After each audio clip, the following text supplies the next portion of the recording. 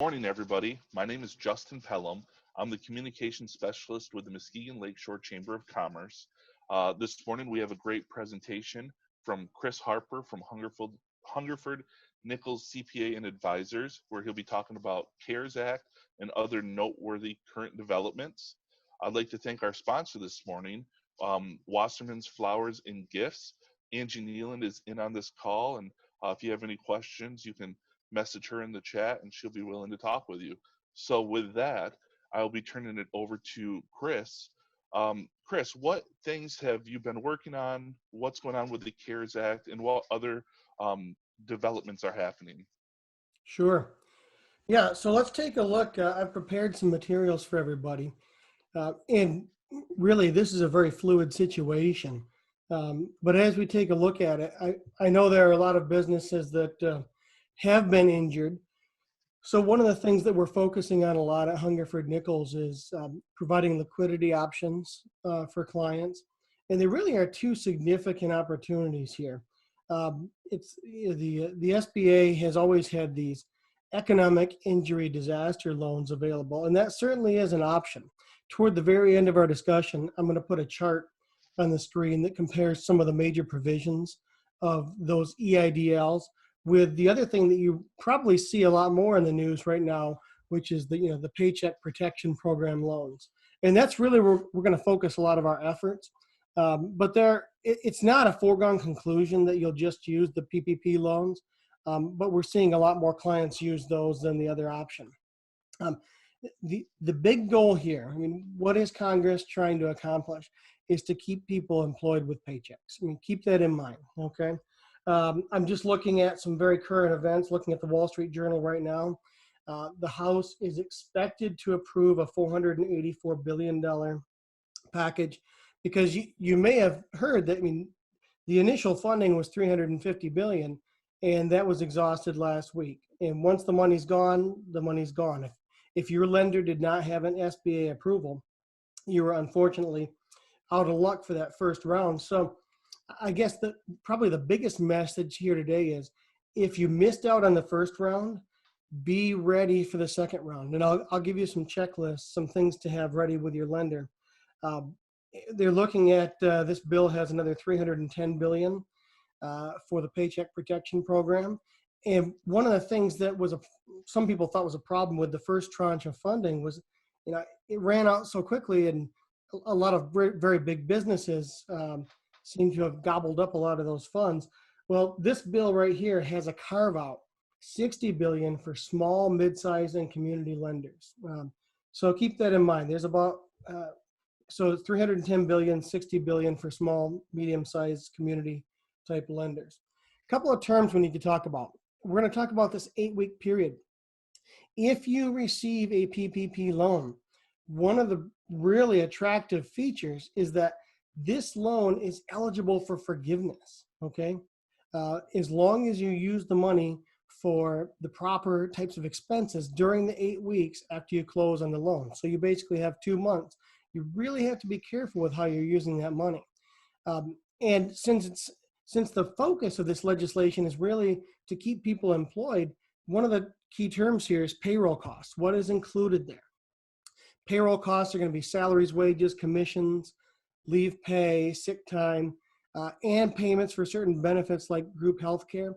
And then finally, in Michigan, this ends up, what I just circled there, ends up being Michigan unemployment taxes. Some people wondered about Social Security and Medicare taxes. Are those included in the formula? And the answer is no. It's pretty clear. It's just state and local taxes. So in the state of Michigan, that means unemployment for you guys here. Who's eligible? Businesses that existed before February 15. This is aimed at small businesses, so we're looking at 500 or fewer employees. There are some nuances. In fact, there are a lot of nuances. This bill, the CARES Act, is 880 pages long. And yes, I have thoroughly read 2 of the sections of that act regarding the PPP loans and forgiveness, but there's a lot of it I didn't dig into either. And so if you dig into that act, there's some guidance about, well, is it 500 at individual geographic locations, et cetera, et cetera.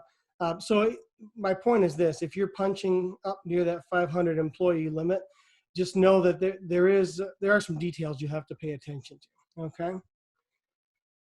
Now, what is the loan amount? This is a point of confusion for some people. There's a way, there will be a way to calculate the initial amount you get for the loan, but then you also have to take a look at the forgiveness piece. They're really two separate components, even though they are related, because ultimately the maximum forgiveness is going to be whatever amount was loaned to you. The general rule here is 2.5 times the average monthly payroll for the recent 12-month period. Initially, there was some debate. Does that mean calendar year 2019? Does that mean that you have to go back and look at 12 months starting in February or something like that? I've seen lenders easily work with calendar year 2019. If you did receive an emergency economic injury grant, the loan will be reduced by that amount. You can't use payroll costs for people that are earning more than $100,000. The principal place of employment must be within the U.S. for the employees whose payroll is being used for this calculation. And if you did have any wages that would qualify you for this credit, qualified sick and family leave credit under the Family First Coronavirus Response Act, those are not eligible in the computation of the loan amount. Now, the good thing is this: hopefully you're working with a commercial lender, and that lender is going to walk you through as part of their approval process. I've seen this happen with clients over the past couple of weeks. And at the end of the day, even though the lender doesn't have to assess things like credit worthiness that you would normally see in a bank underwriting process, the lenders that I've seen are still, they're dotting their I's, they're crossing their T's, and they're making sure that the amount of the loan is only based upon costs that qualify. So you can use this as general guidance. Know that if you actually obtain one of these loans, the lender's really going to want some documentation. They're most likely, I guess I can't speak for all lenders, but they should be making sure that they're only advancing what they're supposed to advance. So what do you need to prepare? It looks like a long list, but payroll costs for the past 12 months, you might be able to grab that off your W-3s or your W-2s. You have to take a look at anybody that made over 100,000. Federal ID number. The CARES Act specifically says that the administrator needs to record the TIN, the federal ID number of the entity. So you're going to want that available. And really, a lot of this that you see on the screen here, you're already going to have this available pretty quickly. It's the kind of thing that you would normally include when you request a loan traditionally.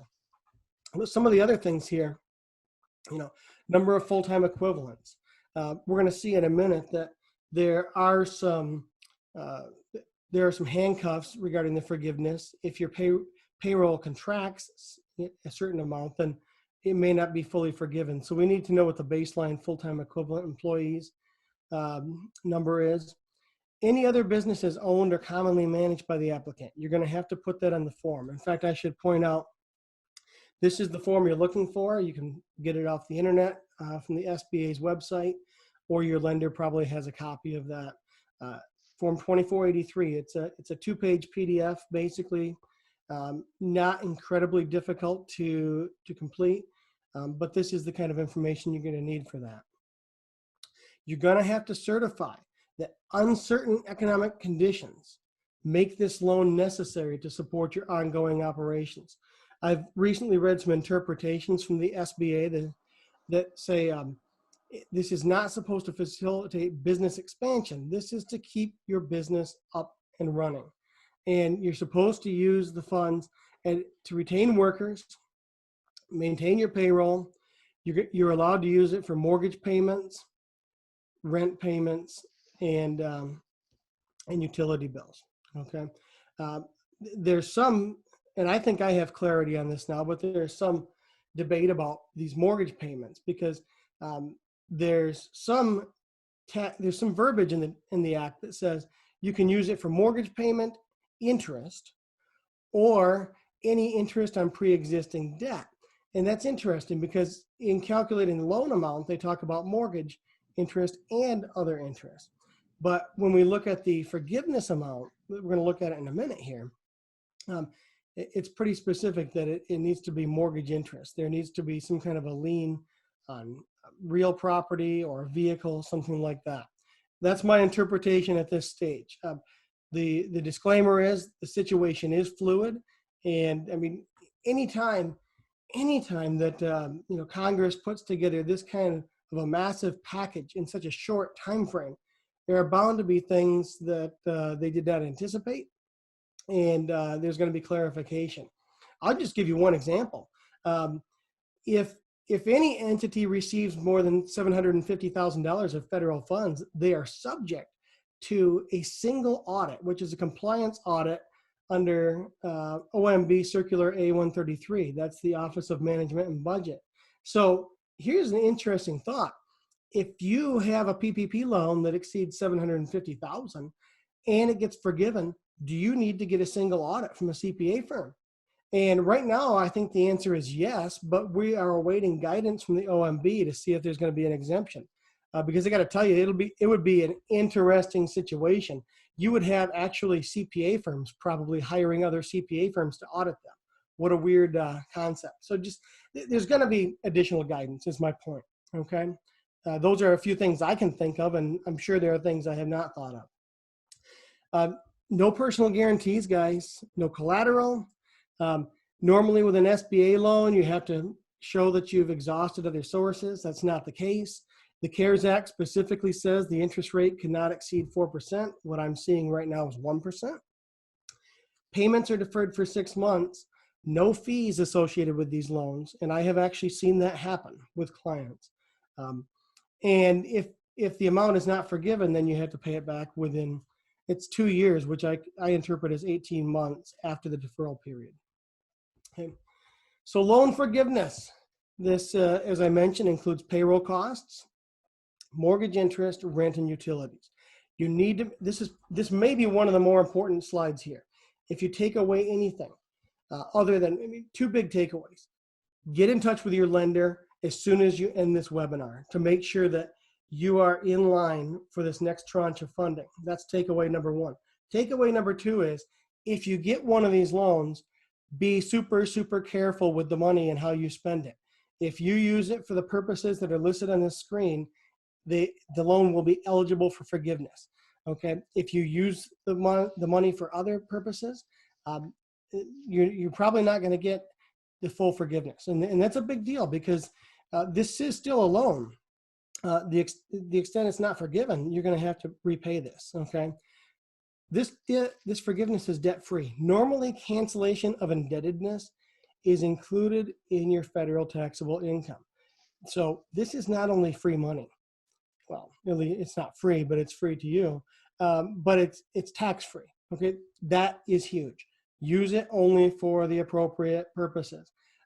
If you think you'll have any difficulty with that, go ahead and set up a second or third, an additional separate bank account just for these funds, and then only use that bank account for these purposes. There are some handcuffs, okay? There is a rather complicated formula here that goes into basically measuring payroll contraction. What the government's trying to do is make sure that we're keeping people employed. So they're going to look at that baseline of average full-time equivalents compared with the number of full-time equivalents during that 8-week covered period. Okay, so you're looking to, the takeaway there is keep your people employed, bring people back to work. The point of these funds are to provide payroll, keep people off unemployment. And the other thing you see there is that at least 75% must be for payroll costs. So in other words, no more than 25% can be used for the rent, the utilities, and the mortgage interest. Okay. We don't so reduction in total salaries and wages that's in excess of the 25% of total salaries and wages during the most recent quarter. There's a little reduction potential right there. And I think we covered enough right there in the interest of time. So these grants, you can apply for an emergency EIDL grant. up to $10,000. That will reduce the amount of your PPP loan, but there's no need to repay that grant. But one of the things to think about here is with the PPP program, economic uncertainty makes you eligible for that. You're certifying that the economic uncertainty is the issue here. With the EIDL loans, my interpretation is you really have sustained an injury at this point. So that's a key consideration, okay? This chart right here, we'll park on it for just a second, is what I think are the differences between the EIDL loans and the PPP, at least the major differences. So if we take a look at this, right off the bat, the EIDLs, they max out at 2 million, whereas these PPP loans, okay, up to 10 million. And I haven't seen anything near that much, okay? But, up to 10 million if that's applicable. Of course, we do have the 2.5 times the average monthly payroll limitation, right? Interest rates. EIDL, right now it's 3.75% for for-profit entities, 2.75% for not-for-profits. The PPP is really at 1% right now, not to exceed 4%. Now, the terms. The PPP, as I mentioned, it's a 2-year loan, and there's a pretty good chance you get a chunk of that or all of that forgiven if you're careful with how you spend the money. But to the extent it's not forgiven, then you've got 2-year terms, which is really 18 months after the deferral period expires. Whereas the EIDL, we're looking at up to 30-year terms with up to a year of deferral. We already talked about the grant right there. Partial forgiveness with the PPP, or even full forgiveness, but it's really how do you spend that money during the 8-week period, okay? If you retain your employees for that period. So I know it sounds relatively redundant at this point, but the way you use that money for the 2 weeks is really a big deal. No collateral, no personal guarantees with the PPP loans, as we mentioned. The EIDLs have possible collateral on loans that are over $25,000. No personal guarantees under $200,000, but then we would see a personal guarantee above that threshold. EIDL, a little broader list of expenses: payroll benefits, vendor payments, fixed debts, other expenses. So we don't quite have the handcuffs there, okay? Whereas we know that over here, okay, it's going to be payroll, benefits, mortgage interest, rent, and utilities. Simple as that. I think at this point, my wife even knows that. I've been, as we stay at home, my wife who is not an accountant, just gets integrated with, she's like my office mate now, and she has that memorized, okay, at this point. Final difference here, with the EIDL, the SBA is your lender. The government is the lender. Whereas with the PPP, your bank is still your lender, okay? It's guaranteed by the SBA, but the bank is the lender.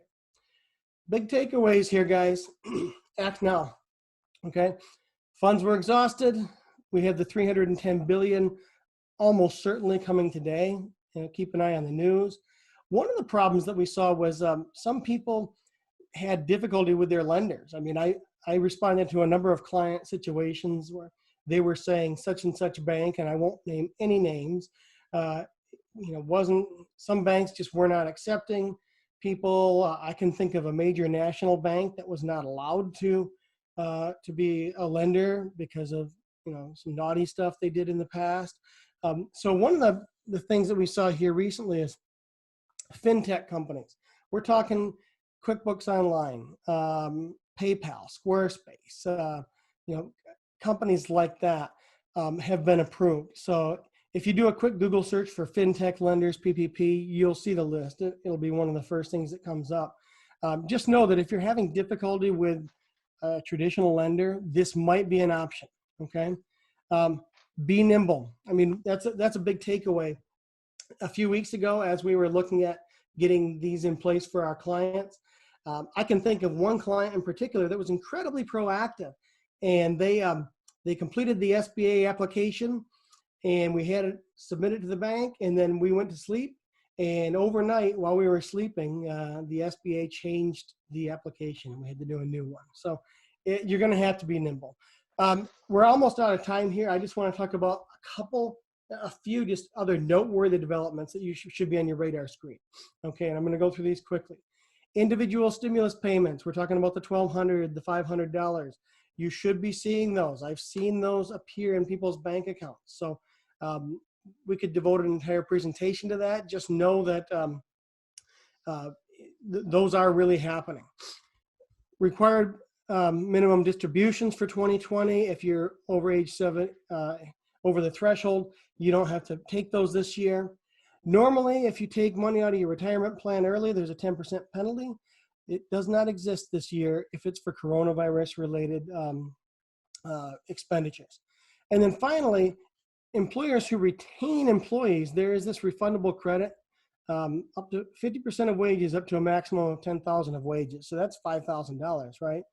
And depending on if you have more than 100 employees or fewer than 100 employees, there are some nuances there, but just know that this is available, but not available if you use the PPP. So you really, and this is kind of the big takeaway on this slide, you got to pick between PPP and this employee retention credit. I have seen at least one business that determined it was better for them to take the EIDL grant, the 10,000, and then to use the retention credit instead. Okay, so that is a big decision. Net operating losses. A couple of years ago, the major tax reform that we saw made some pretty significant changes to net operating losses, and the carryback was eliminated. Well, guess what? It reared its head, and I wouldn't say reared its ugly head. This is actually a good thing. So if you have NOLs, you're going to have the ability to carry those back to 2018, 2019, 2020, and that means a tax refund. Okay. Finally, if the PPP was forgiven, this doesn't apply. But if you don't have amounts forgiven under the PPP, you can defer your employer Social Security tax payments. Okay, that's the 6.2%, which is really 12.4 for the employer. Well, the 6.2 is the employer's portion, but 12.4 overall. You can defer half of it to the end of next year, half of it to the end of 2022. Make sure you track this liability if you take advantage of this, because we're really kicking the can down the road, and I would hate to see anybody get into a cash crunch because they forgot that they were spreading Social Security taxes over 3 years effectively. This is just the highlights, guys. This act, as I mentioned, is 880 pages long, a lot of details. I think we've covered the biggest provisions that I think, as I predicted who would be on this call, would be the most relevant, most meaningful. And then I have to give the disclaimer, this is obviously just general advice. You need a trusted advisor more than ever right now. That could be your CPA. We've got plenty of people at Hungerford Nichols that are happy to hold your hand.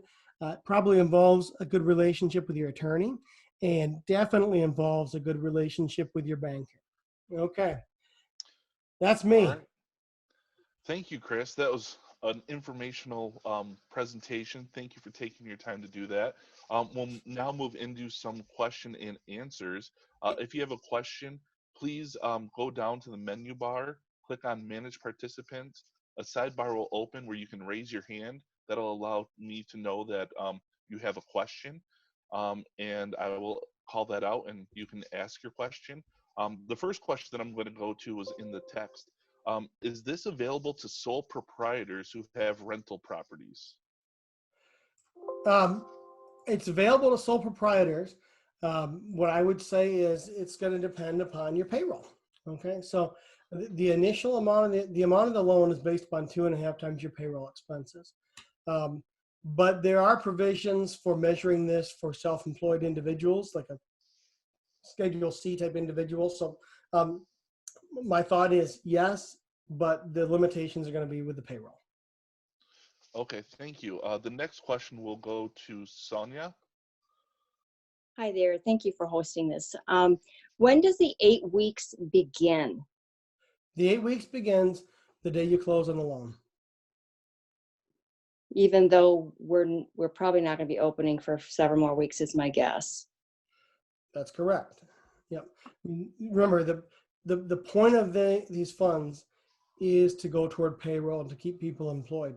So really the thought is that you're bringing people back, or you're at least making payroll to them. But remember, you have 8 weeks. Okay, thank you. Sure. All right. This next question is from Mary Beth. Mary Beth, go ahead. Hi, we have 3 separate businesses. So can we apply for the PPL, or we already did, but and then use other avenues for our other 2 businesses? What I'm seeing here, and I'm going to qualify this response, as I look at the CARES Act, it talks about the PIN. So I'm seeing it on an employer identification number by employer identification number basis. I believe there are affiliation rules that really rely on SBA lending rules. And I think that there are going to be some instances where that could be, where commonly controlled businesses could be aggregated. And I think that's something that you're going to want to take a look at with the lender. Okay, thank you. All right. Chris, this is something I think you covered, but is the PPP just available from your bank, or can you go to other lending institutions to get that approved? You can go to any lending institution that is approved by the SBA to issue SBA loans. I would encourage you, start with your bank. Start with the place where you have a relationship, because quite frankly, that's probably your most likely to be, not first in line, but not last in line if you have a relationship with a lender. But if you're having any difficulty with that existing lender, you can certainly search for other banks. I've seen people have success with community and local banks when they may have felt like just a number with the bigger banks, but also know that those fintech companies, financial technology companies like Square and PayPal and some of those are options as well. All right. Are there any more questions? We can take about one more. Like I said, if you have a question, please just raise your hand and I'll call on you, or write it in the text box. All right. I don't see any more questions coming in. So actually, one came in from Walter. When can we apply? You can get the application with your lender right now. What you're going to see as far as how the process works is, I would say as soon as this webinar is done, you get with your lender. And if you don't have a lender, then contact somebody at Hungerford Nichols. I'm sure we'll give you the contact information, and they can hold your hand through the process and maybe even try to introduce you to a lender. But you can put your application materials together right now, even though the lender probably can't approve it, because what has to happen is the lender goes through the underwriting process, and they check the boxes like I mentioned, and then they have to get approval from the SBA. So there's a lender underwriting, then the lender gets the approval from the SBA. That's when the funds kind of get allocated, and then you would go to a closing. So even though the House has not voted on this and the president hasn't signed it, I think that it's more likely than not that that's going to happen. So get with your lender now, and that will secure your place in line. Okay, there was a follow-up question. How about EIDL direct through SBA? Is that right? Well, you need to pick, right now, you need to pick between the EIDL and the Paycheck Protection Program. And I hate to paint with a broad brush, but if I based it on what we're seeing with clients, more clients are using the Paycheck Protection Program than the EIDLs. However, if you think that that employee retention tax credit that's available at a federal level is attractive to you, you might want to look at the EIDL to obtain that credit. That's part of the planning. All right. Chris, I want to thank you for taking the time to give us that amazing presentation and answer all of our questions. Keep track. We'd like to thank Wasserman's Flowers and Gifts for their sponsorship of this webinar this morning. The Chamber does have some upcoming webinars next week. On Tuesday, the 28th, the governor will be holding a call with West Michigan Chamber members. So make sure to look for the details on that. And then April 30th, we'll have a webinar at 9 a.m. with Jason Pisecki from Revel and Paula Kendra from from Kendra Consulting. Well, they'll talk about positioning your business for success in the new normal. So make sure to check out muskegon.org for all the upcoming information. We do have our resource page. So thank you for attending, and that's all we have this morning. Thank you.